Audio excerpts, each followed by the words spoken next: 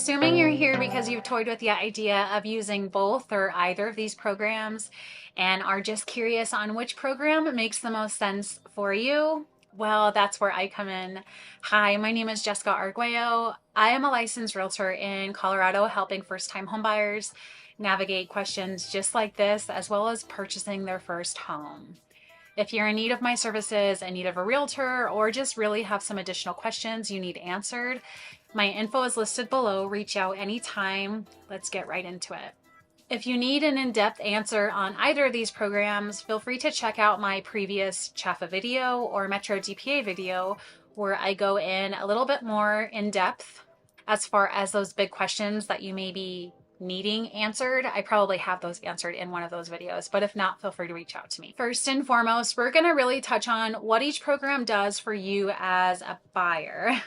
Is this completely money that is forgiven? Is there an interest rate or interest occurring one potentially utilizing these programs? And how much out of pocket do you really need to be prepared to bring to the table if you use either of these programs?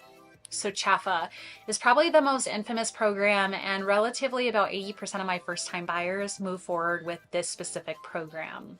Without getting too far into it, it typically covers all of the buyer's down payment, either with grant money, which is forgiven, free money, or a silent second. Keep in mind that grant or forgiven money is going to be completely forgiven immediately upon close. If you go the silent second route, that money is going to be required to be paid back when you refinance the home, resell the home, or finish out that 30-year fixed rate. Total out-of-pocket contribution for really both of these programs, I'll just note right here, is going to be $1,000. So with CHFA, that money is not intended to help with your closing costs, but it's just going to cover your down payment. Moving into Metro DPA. Metro DPA is very similar in the sense that it does cover all of your down payment, but these funds can also be utilized towards covering potential closing costs, where again, CHFA does not. Both of these programs do in fact require the borrower or the buyer to in fact bring $1,000 or at least contribute $1,000. And this is really regardless of any program you're deciding to use. It is a requirement for all applicants and buyers in Colorado to at least contribute $1,000. Touching on the infamous question, credit score, what do I need to be able to obtain either of these programs and go about using them? And what does that score roughly need to look like to utilize them? CHFA is going to require a minimum credit score of at least 620 and higher, whereas Metro DPA is going to require a credit score of at least 640. This may not always be the case, but in some cases there is some leniency with that credit score. So before you completely write it off, I would definitely reach out to myself. I can get you in touch with one of my lenders who not only helps with credit repair, but also has the opportunity to really structure and decide which program is best for you, as well as there is any movement with that score right off the bat, if we can help kind of finagle that score and get it higher if we need it. Let's talk about forgiven. The infamous question, is this money forgiven and is this actually free money? CHFA has two programs, two very different programs. One happens to be their grant money, where that money is completely in fact forgiven immediately upon close. And the other program happens to be a silent second mortgage. Assuming you go the grant program route, this money is going to be completely forgiven immediately upon close. On the other hand, if you happen to go the silent second mortgage route, this money is put into silent or second position and is on the back end of your mortgage. You only have to start paying this money back when you either refinance, resell, or finish that 30-year term.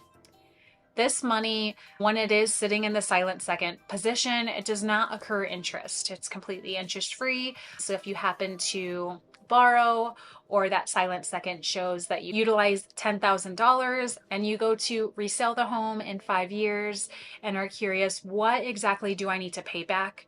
That $10,000 is still owed. There's never any interest occurring. Whereas if we look at Metro DPA, this money is also interest-free and requires repayment in the event you resell the home, refinance prior to that 3 years. So it does have an expiration on exactly when you get that money forgiven. It is not completely immediately forgiven. Now we're going to jump into the question is, are these programs area specific? Can you utilize these programs statewide, anywhere you want? Metro DPA is really in and around the Front Range area. They have approved cities and towns. I will drop the approved areas down below, whereas if you utilize CHFA, there's really no requirement or required area to be able to utilize this program. You can kind of go about it at your leisure, wherever you want. Both of these programs do require a home buyer education class. I definitely see this as a pro in this case. They will typically showcase in this class money management skills, more understanding on exactly what these programs bring to you as a buyer, and really navigating the home buying process. If you're kind of swinging and utilizing possibly one over the other and not sure which route you want to go, just understand that both programs require the applicant to complete this exact class, so your time and money will not be wasted. This class can typically be done online. Since COVID days, they do allow an online class, or you can get this done within an afternoon. I believe it's 6 or 4 hours. But this class can be done within 1 day. They supply you a certificate and then you provide that to your lender prior to close.